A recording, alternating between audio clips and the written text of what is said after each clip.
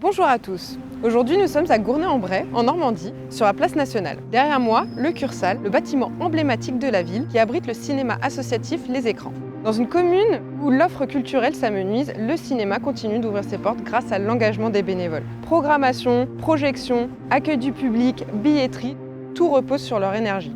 Parmi eux, Christine Rousselin d'Isarbois, la présidente de l'association. Nous l'avons rencontrée pour parler du rôle de la salle dans la vie de Gournay-en-Bray, mais aussi de celles et ceux qui la font vivre jour après jour.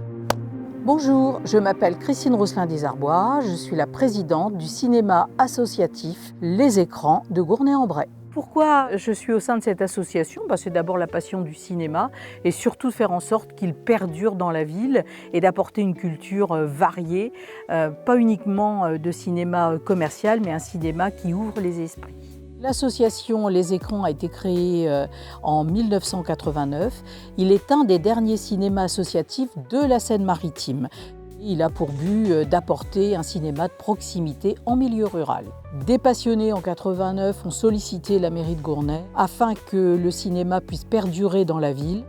La mairie s'est jointe à eux et profité des aides qui devaient être accordées à cette époque pour faire fonctionner ces deux salles. La façade est emblématique de la place nationale. Il a été achevé en 1929 par l'architecte Rimbert et il s'appelle le Cursal puisqu'en fait, il est fait sur les différents projets qui sont dans le nord de la France ou est de la France.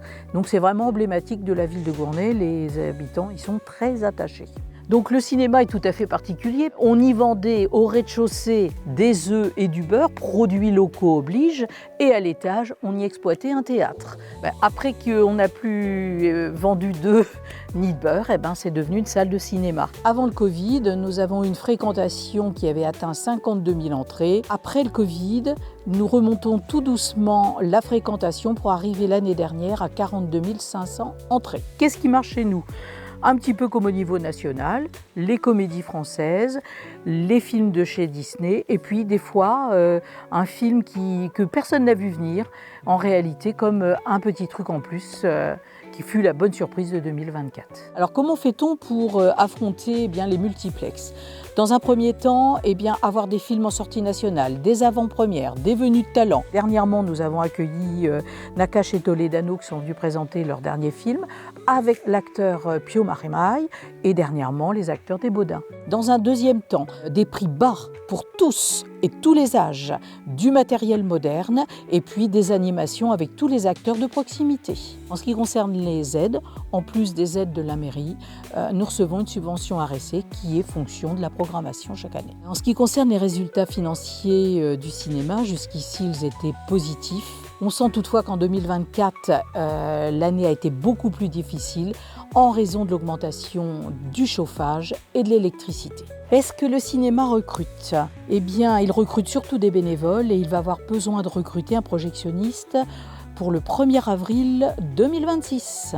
Alors la place des bénévoles est prépondérante, ils ont différentes fonctions, ils font la programmation, c'est-à-dire choisir les films, les caisses, ils font de la projection, ils font de la comptabilité, ils font du nettoyage et tout ce qui peut se faire dans un cinéma en appui des projectionnistes salariés. Donc le profil du bénévole, c'est plutôt quelqu'un de ma génération. On a accueilli dernièrement un jeune de 25 ans, mais bien sûr, on accueille des gens de toutes les générations. Dans l'ensemble, les gens sont très satisfaits de la programmation, d'avoir un cinéma comme ça en centre-ville. On n'a pas beaucoup à faire la queue. Par contre, ils ont quelques idées reçues. Ils ne savent pas toujours que le cinéma est géré par une association et que l'ensemble des membres, lorsqu'ils vont au cinéma, paient leur place.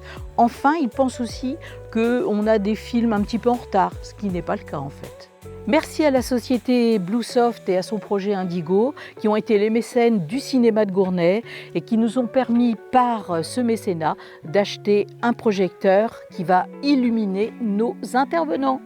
Les meilleurs souvenirs, c'est les venues de talent, c'est la fréquentation et puis c'est surtout d'avoir fait des amis.